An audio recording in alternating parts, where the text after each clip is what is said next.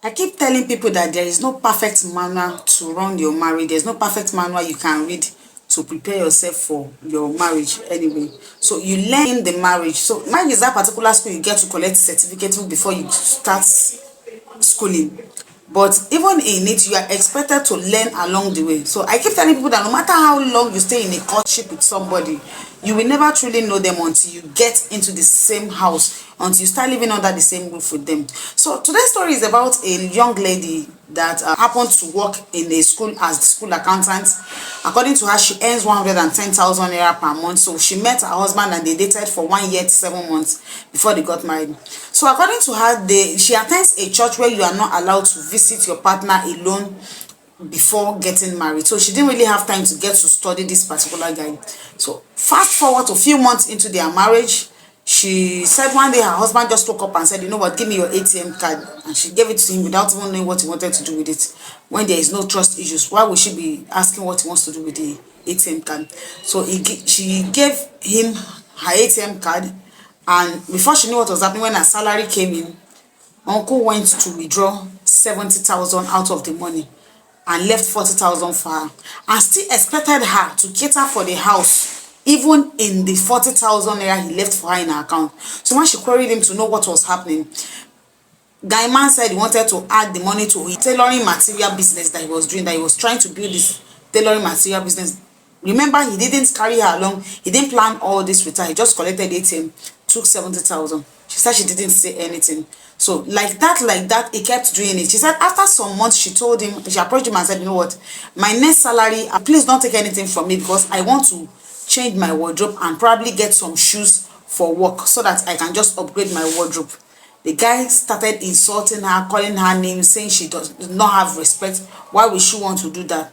She said she did not say anything. She went back to her boss, explained to her boss that this was what she was going through in her marriage. So her boss encouraged her to open another account, that in that second account, she will be paying half of her salary into it and half in the previous account. That when her husband asked her, she should simply tell him that the school was downsizing. The only way they can retain her was to cut her salary. She went home, told the husband. She said he didn't even complain. The first time 55,000 entered there, guy man took 40,000 naira and gave her 15,000 naira to manage. She said she complained. He still said he beat her black and blue in the heat of the argument. So she said she stopped talking, she stopped complaining. Along the line, her mom took ill. She said her mom had accident, and she needed to send money to her mother. So she asked for money to give to her mother to be able to treat herself since she had accident. And the guy said he was not going to give her any money for her mother. That his own mother needed to buy deep freezer for her fish business. That he was trying to save up to buy fridge for his mother. And there was no way he was going to give his mother-in-law any money. The lady said from the second account she has, she took money from there, sent it to her mother, and didn't say anything. Fast forward to 2 months later, his own mother took ill and he needed to send money to her so that she can go to the hospital. So he asked the wife to please give him some money, and she said, you know what, the same thing you did to my mother when my mom had accident is the same thing we are going to do to your mother. I'm not sending any money. I don't have any money to give to you, and don't even touch my money. It turned to an argument again, and the guy beat her, kicking her on the tummy, to the extent that she lost the pregnancy she was carrying. She miscarried the pregnancy she was carrying at the time.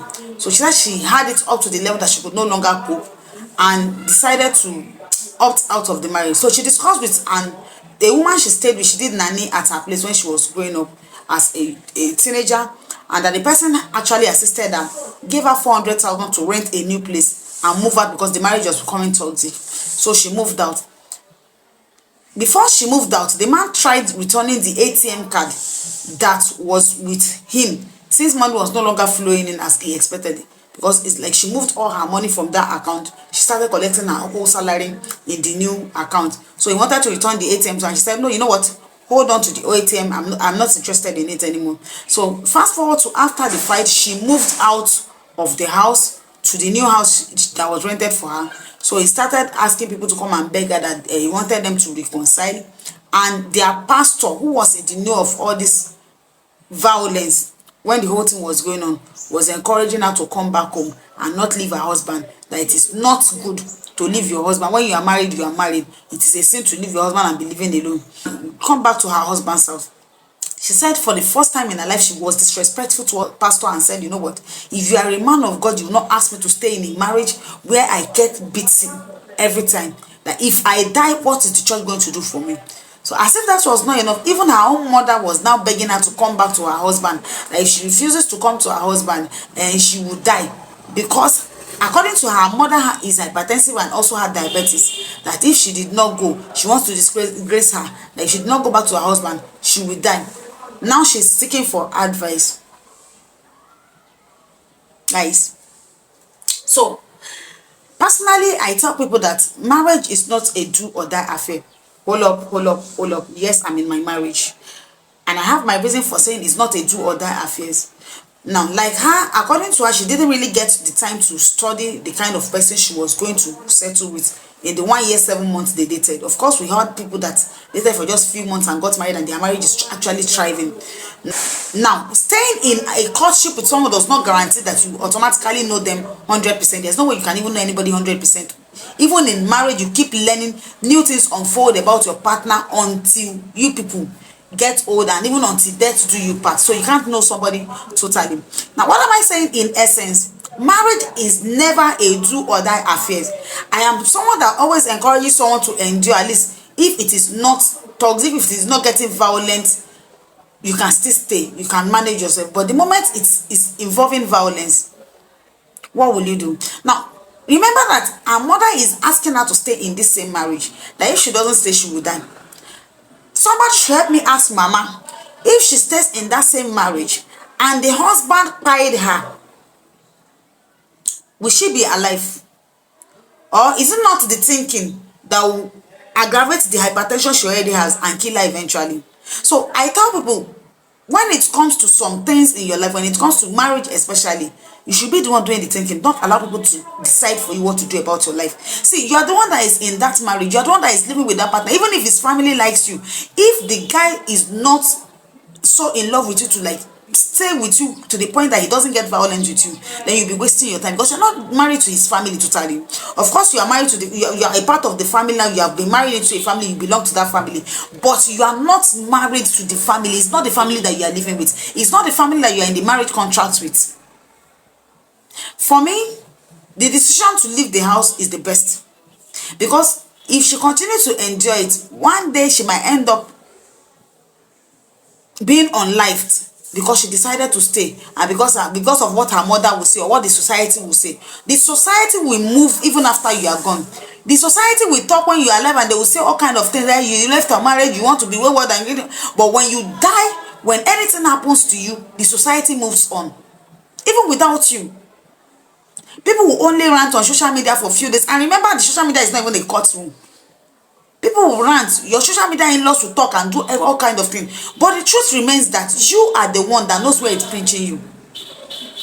Personally, I don't see any reason why she should go back to that marriage, because from beginning to this particular point, 2 years of marriage, and you cannot even account for a peaceful day in the whole of that marriage. Instead, he's gaslighting you. He's even he manipulates you, collects your money, and he's still gaslighting you. Please, who is supposed to take care of who? Whose money is supposed to be spent the more? Of course, I'm not an advocate for, okay, it should be only the guy's money that will be spent.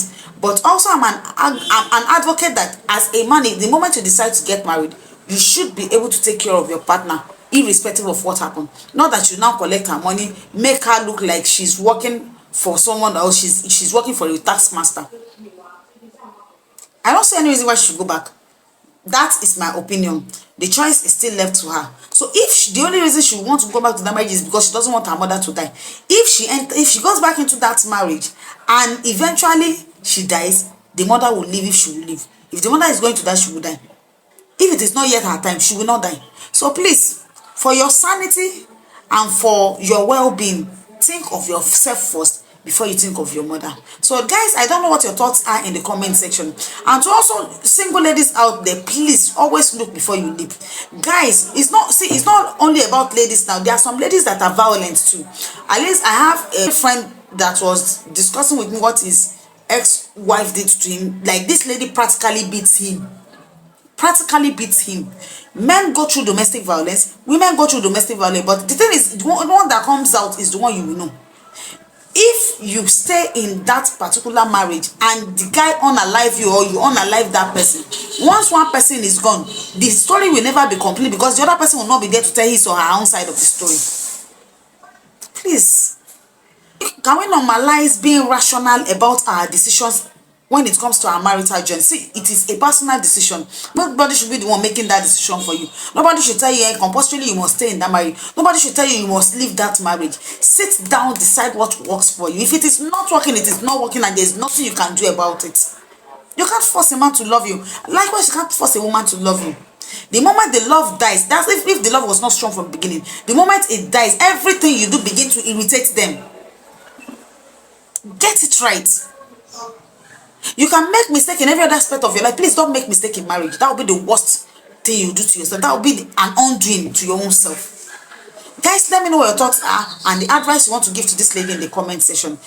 If you are seeing this face for the very first time, my name is Vicky. You're welcome to the family. Please kindly hit the subscribe button, share this video to others that need to learn from this, and hit the notification bell so that when I post the other stories, you will be the first to see it. Until I see you in the next one, bye bye. Stay blessed.